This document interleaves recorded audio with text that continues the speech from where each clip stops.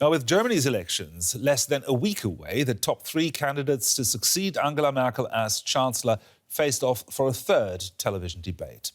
Opinion polls showed the SPD maintaining their strong lead over the conservative CDU-CSU bloc. The Green Party may turn out to be the kingmakers in the election. They're in third place. Last night's debate was a solid performance from all sides, focusing mainly on domestic issues.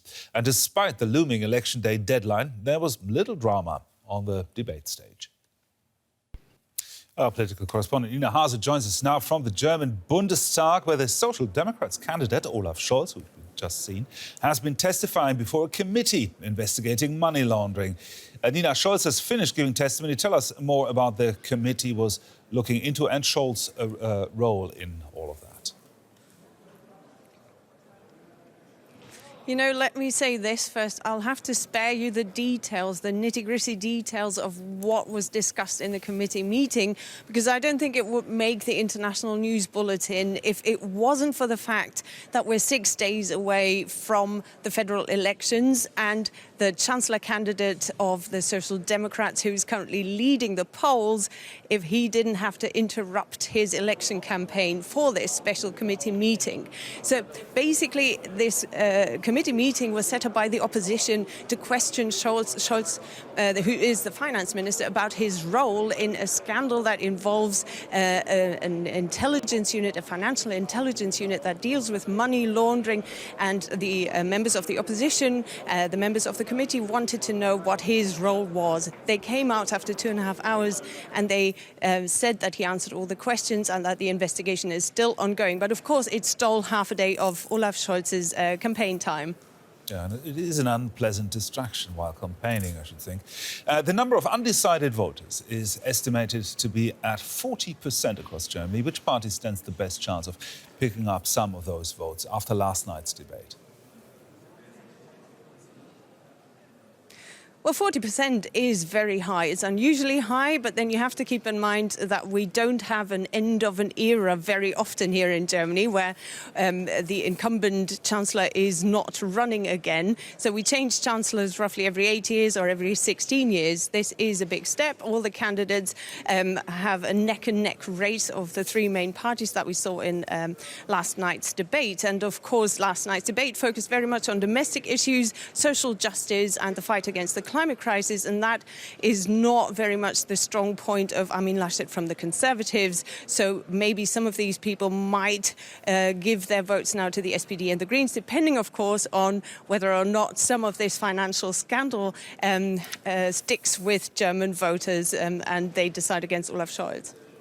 Well, you mentioned some of the topics at the centre of last night's debate. The candidates presented very different visions for the future of the country.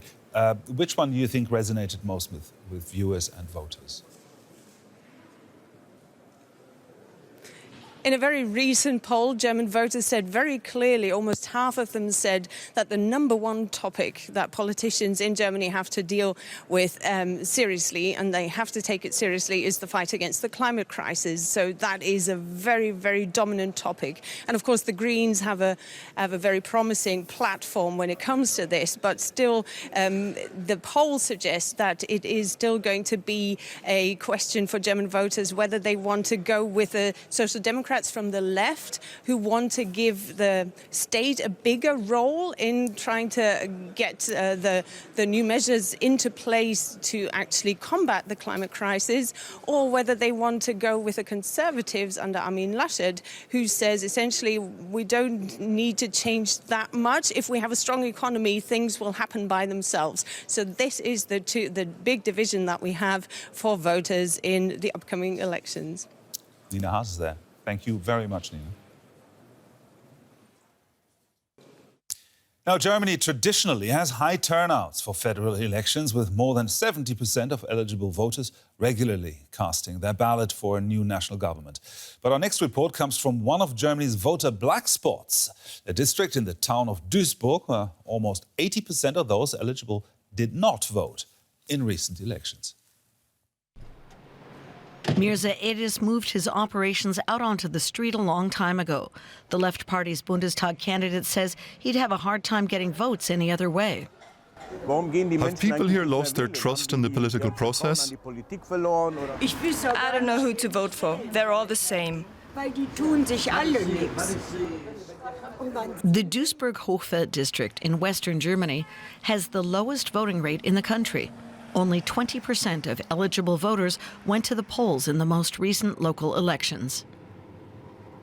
For decades, this steel-making area was prosperous. But over time, many residents lost their jobs. 2/3 now live on welfare benefits. Mirza Edis saw it all happen firsthand. He grew up in Hochfeld. We had youth centers that closed. The swimming pool closed too. The amusement parks became less attractive. No one was investing in these areas. That eventually caused people to lose their faith in politics, and they stopped voting. 400 households, about 2,000 people, come each week to pick up donated food at this volunteer center. The unemployed, immigrants, and penniless retirees can get goods they could never afford otherwise.